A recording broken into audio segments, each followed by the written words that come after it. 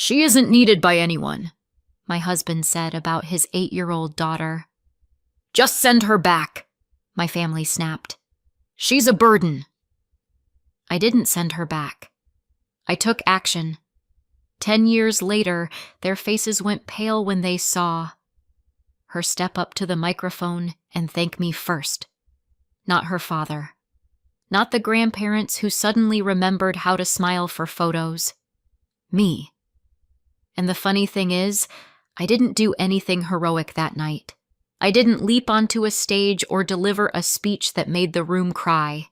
I just sat there in a navy dress I bought on sale and tried not to smudge my mascara.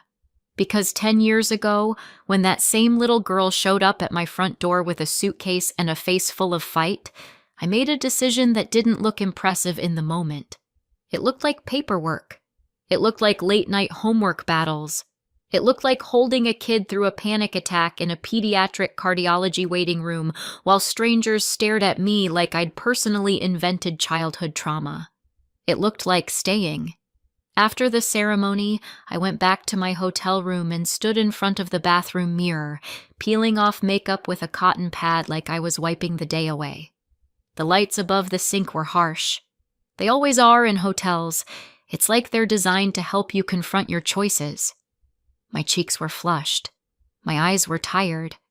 But for the first time in a long time, my shoulders felt light. Outside the bathroom, I could hear the muffled chaos of a busy venue even on a quiet floor. Someone laughing in the hallway, a door closing, a distant elevator ding. Stephanie, was in the main room texting her workshop mentor, probably asking if that one sentence on stage had just started a war she didn't mean to start. Steph had been 8 when Mark dropped her in my hallway. Tonight she was 18, 10 years later exactly. On stage, she'd been calm, collected. The kind of young woman you assume had 2 stable parents, a golden retriever, and a childhood full of piano recitals. It's a convincing performance. But I know the truth. I know that when she was 8, she slept with her suitcase half-packed under the bed. Not because she was organized, because she didn't believe she was allowed to stay anywhere. Tonight, she accepted a National Young Writers Award, nothing Hollywood glitter famous, but real. The kind of award that turns talented kid into book deal meeting, that changes the way people treat your name. The auditorium was full. The host told jokes. The photographer barked, "One more! Hold it!" And when Steph walked up, I saw my family sitting together in the second row like they were entitled to front seats in the story of her life.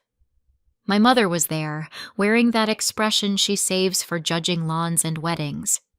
I approve, but only because I'm generous. My mother-in-law clutched her purse like it was a shield, and Mark, my ex-husband, sat between them, polished and comfortable, like a man who thought he'd aged into innocence. They leaned forward when Steph's name was announced, as if she'd been winning awards for them this whole time. Then Steph started her speech. She thanked her editor, her mentors, the workshop director who'd pushed her, the librarian who'd slipped her extra books and never made her feel strange for wanting more. And then she paused. Not the dramatic pause that's meant to land well. A real pause, the kind that makes you hold your breath without realizing it. My mom, Kate, saved my life, she said. And in that half-second of stillness before the applause exploded, I watched 3 faces do the exact same thing, in perfect unison. Blank, then pale, then tight. Because Steph didn't say stepmom, she didn't say Mark's wife, she didn't say the woman who happened to be there. She said my mom. And the people who'd called her a burden had to sit there in public while strangers applauded the woman they once tried to shame into giving her away. I didn't look at them afterward. I didn't need to. I wasn't always the woman who could outlast chaos. I used to be normal, or at least normal-ish. I met Mark in my 20s. I was teaching elementary school and pretending I wasn't terrified of adulthood. The kind of terrified you hide behind lesson plans and grocery lists. Mark had this quiet charm. Nothing loud, nothing flashy. He listened. He made you feel like your words mattered, which is a dangerous skill in a man if you ask me. He told me early on he'd been married before, 19, a rushed marriage after a pregnancy, 2 kids trying to be adults and failing in real time. There was a kid, he said, shrugging like it was a minor plot point. A girl. His ex, Jessica, had made the divorce miserable. According to him, she blocked him, moved, kept the kid from him. He talked like he'd been wronged by a system, not like he'd been absent by choice. He paid child support, court-ordered, automatic withholding from his paycheck. He said that part like it proved he was a good man, and I believed him, because I wanted to, because Mark felt like stability. We got married, bought a modest house, mortgage, yard, the whole American starter pack. We both worked at first, me teaching, him working long shifts as an engineer at the local power plant, until I got pregnant and my dream arrived right on time. Pete came first, then Freddie not long after, like he hated the idea of being left out. The boys were bright and curious, and the kind strangers call easy, like it's luck. Pete learned to read early. Freddie talked like a tiny professor. I quit teaching and stayed home. Mark worked more. It was the usual trade. I told myself it was temporary just until the kids were older. And for a while, I didn't think about the child from Mark's first marriage at all. Neither did he. And that should have told me everything. One afternoon, Mark came home early, too early, and I made the mistake of feeling relieved. I thought maybe he'd take the boys outside. Maybe I'd get 10 minutes of quiet. Maybe I'd drink coffee while it was still hot, like a woman who had her life together. I opened the door and saw a suitcase. Mark walked in holding the hand of a thin little girl with tense shoulders and eyes like broken glass. She was about 8, small for her age, sharp in a way that didn't feel like confidence. It felt like defense. "This is Steph," Mark said. Then, like he was introducing a new blender, he added, "My daughter." My brain stalled. Completely. Like a computer trying to open a file it wasn't built for. Mark kept talking because silence makes some men itchy. "Jess called me at lunch," he said. "Told me to meet her by the gate. Said she's done. Said, I did 8 years, now it's your turn. Fair is fair." He made a face like he'd been inconvenienced by a bad return policy. "She's in Los Angeles now," he added. "Chasing some guy." Steph's fingers tightened around the suitcase handle. Mark didn't notice. Or he noticed and didn't care. "My mom's in Sarasota," he continued, "helping my sister. She had twins. So Steph's here. For now." For now is what people say when they don't have a plan, but want you to pretend they do. Steph yanked her hand away from Mark and stood in my hallway like she was ready to bolt. I crouched slightly, teacher voice sliding on automatically. "Hi, Steph. I'm Kate." She stared at me like I'd asked her to donate a kidney. Mark chuckled and said, "Her mom's a cuckoo. Just flew the nest." Steph's eyes flashed. Pain, not anger. The kind of pain that turns into rage when it has nowhere else to go. I pulled Mark aside later and said quietly, "Don't insult her mother in front of her." Mark shrugged. "She abandoned her. It's true." "It's still her mother," I said. Mark looked at me like I was being dramatic. That was my first clue that I was about to be alone in this. We shoved a third bed into the boys' room, bought a small desk, a cheap bookshelf. I did what I always did when life hit hard. I organized. I enrolled Steph in our local public elementary school. Mark signed the paperwork because, in America, love doesn't get you access to a child's medical records. Legal authority does. At first, Steph was quiet. She watched us, measured us, like a cat deciding whether you're safe. Then she got comfortable, and comfort looked like war. She talked back to every request like it was an insult. Wash your hands. Why? Because you were outside. So? She snapped at Pete and Freddie like they were bugs. They tried to win her over because little boys believe love is something you can hand people like a toy. Pete offered her his favorite truck. Freddie brought her crackers. Steph responded by taking the truck and losing it, then calling Freddie gross when he cried. The first time I saw her shove Pete hard enough to make him stumble, I stepped in fast. "Steph, no!" She stared at me, eyes narrowed. "He's annoying. He's 4. So there was no softness, no guilt, just defiance. Then things started breaking. A cup here, a plate there, a toy cracked in half, a phone dropped accidentally. At first I thought she was clumsy. Then I caught her. She lifted a vase off the shelf, looked at it, and dropped it. Not a slip, not a mistake. A choice. The vase shattered across the hardwood. Steph gasped theatrically and said, "Oops," like she was auditioning for innocence. I stood there with a paper towel in my hand, staring at glass on my floor, and it hit me. This wasn't clumsiness. This was a test. Kids who expect to be thrown away push first. It's safer to be rejected on your terms than to be abandoned without warning. So she pushed, and the house shook. The emails started within weeks. Refusing to complete work. Disruptive behavior. Argumentative. Then the grades came in, and I felt my stomach drop. Steph wasn't just behind, she was missing the foundation. Reading was a struggle. Writing a paragraph looked like torture. Math was a minefield. She counted on her fingers with this tense focus that made me want to scream at the adults who'd let her get this far without help. I sat with her every evening at the kitchen table. I tried to teach the way I taught my students, calm, steady, patient. Steph fought me like learning was humiliation. Every correction turned into a battle. Every worksheet became a standoff. After an hour, I'd be exhausted.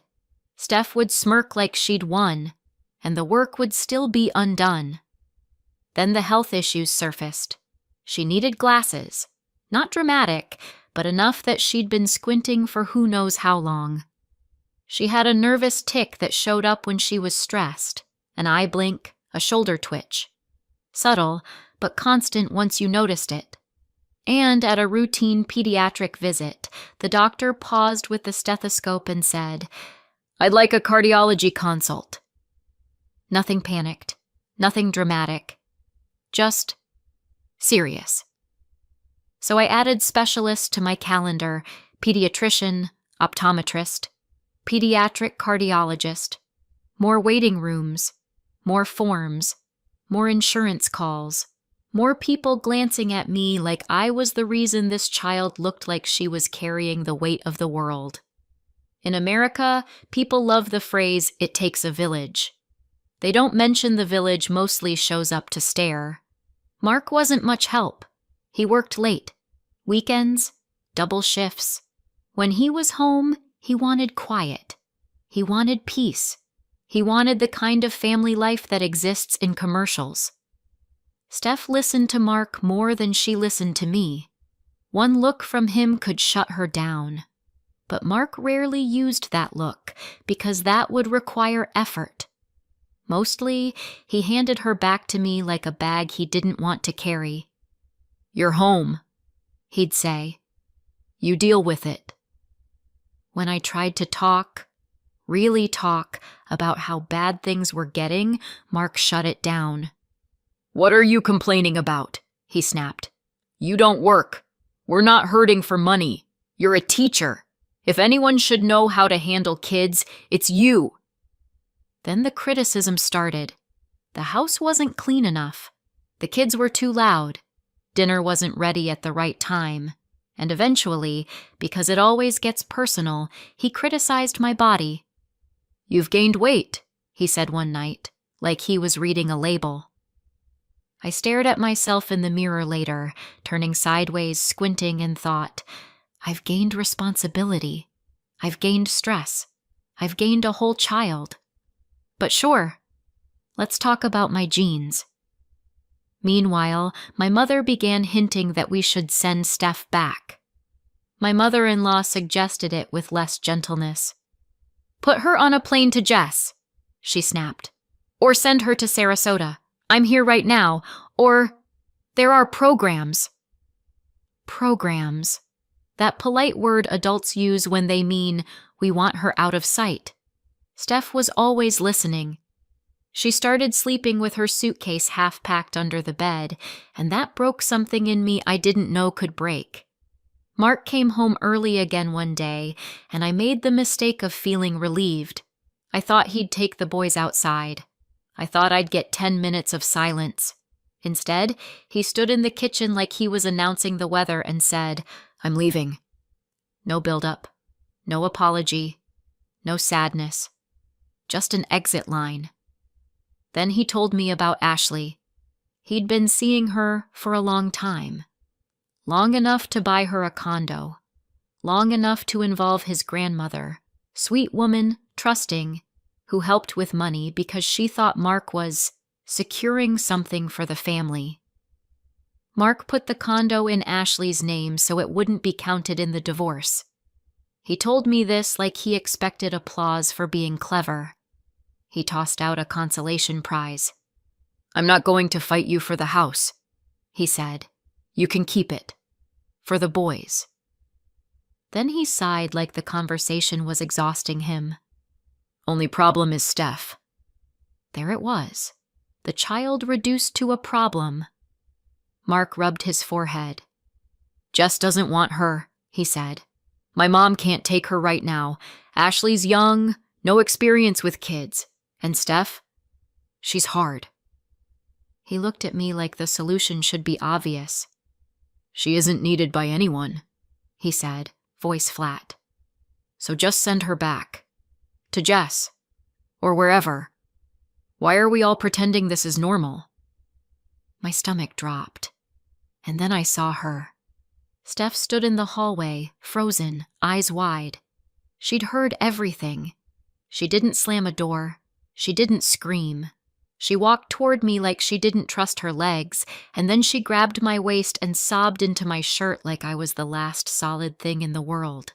"Kate," she choked. "Please, don't send me back. Please. I'll be good. I'll do anything. I want to stay." Her whole body shook. Mark and I stared at each other over her head, both of us stunned because this wasn't the bad kid everyone complained about.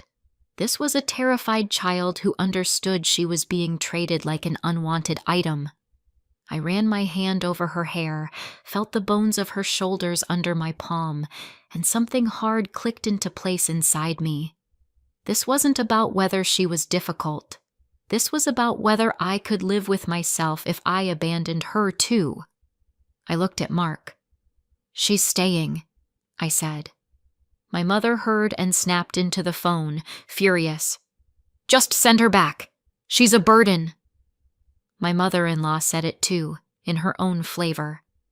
"You're ruining your life," she warned. "You have your own kids." I could have folded.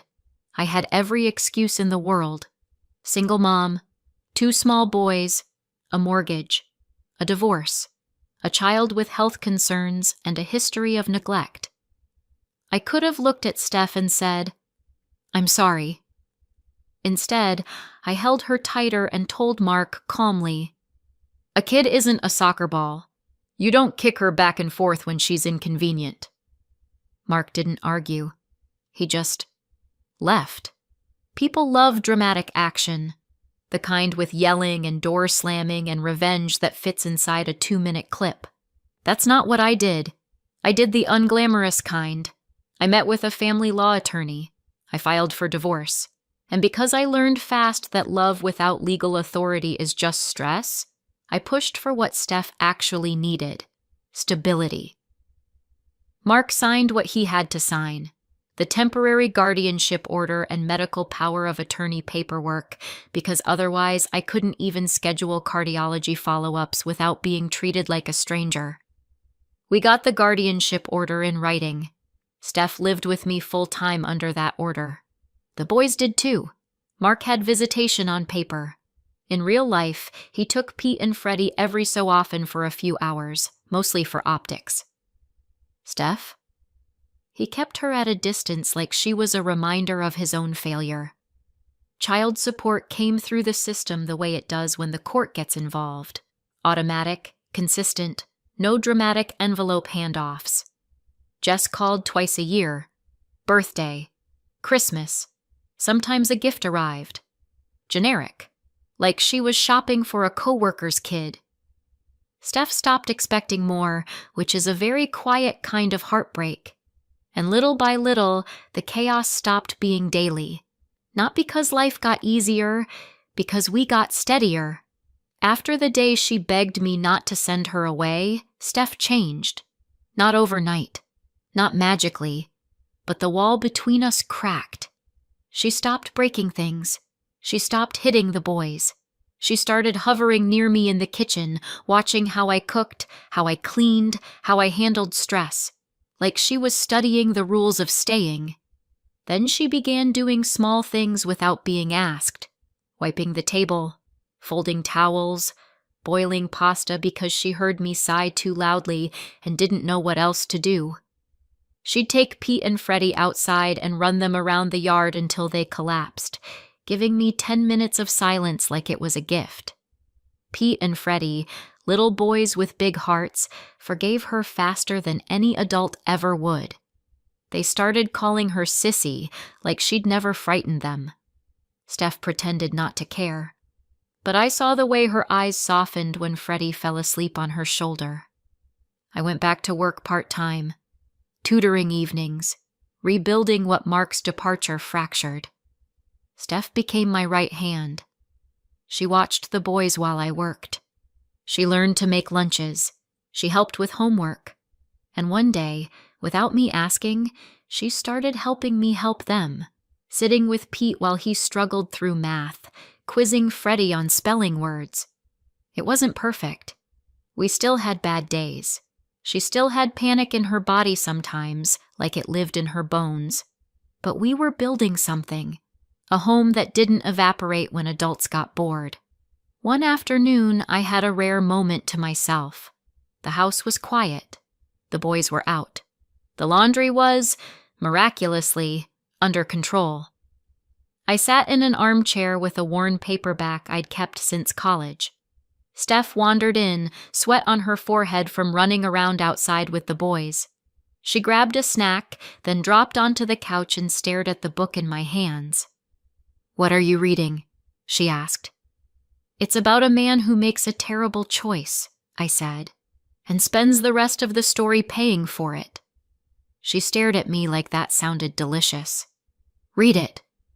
"It's heavy," I warned. "I don't care." So I read a chapter. Steph listened like she was starving. When I finished, she exhaled slowly and said, "That was insane." Then softer, "Can I try?" From that point on, books became her oxygen. She devoured everything. Classics, modern novels, poetry she pretended she hated and then quoted back at me later. She argued with me about characters the way adults argue about politics. She laughed at dark humor like she'd been born with it. And for the first time, I saw who she might have been if she'd been raised with care from the beginning. A bright kid. A sensitive kid. A kid who felt everything too hard and needed words to hold it. One day she handed me a thick notebook like it was contraband. "Don't laugh," she said, hovering in the doorway. I opened it. Stories. Uneven, awkward in places, absolutely written by someone still learning how to control her own thoughts. But under the mess, There was something real. A voice. I looked up. "Steph, this is good." Her shoulders dropped like she'd been holding them up for years. I took the notebook to her English teacher, hoping for a writing club, a mentor, anything. The teacher flipped through a few pages, smiled politely, and said, "This is cute. Kids write stuff like this all the time. They usually lose interest once they realize writing takes work." I walked out of that school with a smile so tight it could have held a cracked plate together. In the car, I sat for a minute, hands on the steering wheel, and thought, fine. If the system shrugs, I'll build something else. At home, I told Steph, "Your teacher loved it. She said the school writing club isn't your level." "Yes," I lied, but it was the kind of lie that protects a child's courage instead of crushing it. Then I called a local youth writing program run through a library and a community arts center, workshops, mentors, small groups of kids who carried notebooks like lifelines. I walked in with Steph's stories. They read them. And unlike the teacher, they didn't pat her on the head. They took her seriously. They invited her in. Steph lit up in a way I still can't fully describe, like someone finally said, "You're not too much. You're just something." Within a year, she had pieces published in small local outlets, then anthologies, then contests. By high school, she was winning statewide awards. By college, English and literature, her first real book deal happened. She worked part-time through it all because she hated asking for anything. When she handed me money and said, "For the house," I took it, thanked her, and quietly put it into a savings account I'd opened for her. Because if anyone deserved a safety net, it was the kid who'd grown up without one. That award night was the 10-year mark. What came next unfolded later, over years, slowly at first, then all at once. Jess came back when Steph started getting attention. Los Angeles hadn't given her the life she wanted. The relationship didn't last. The dream got expensive. And suddenly, Jess remembered she had a daughter. She showed up with open arms and dramatic emotion, like she could hug 10 years away. Steph was polite, never cruel, never rude, but she kept her distance like it was instinct. Mark tried too, in his own way, awkward texts, stiff compliments, occasional invitations that sounded more like obligations. Steph didn't scream at him. She didn't punish him with drama. She just didn't reach for him. And I understood that. Because when you grow up begging not to be sent away, you don't waste energy begging adults to be different. You build your own foundation. Steph's foundation was me, Pete, and Freddie. Pete grew into a focused, ambitious kid who eventually became an architect. The kind of man who shows love through reliability. He called me every Sunday, like clockwork. Freddie grew into a brilliant, intense kid who became a surgeon. He worked insane hours and still showed up to family dinners because he understood what showing up meant. And Steph became a writer whose work traveled farther than our little city ever had. Her books got translated.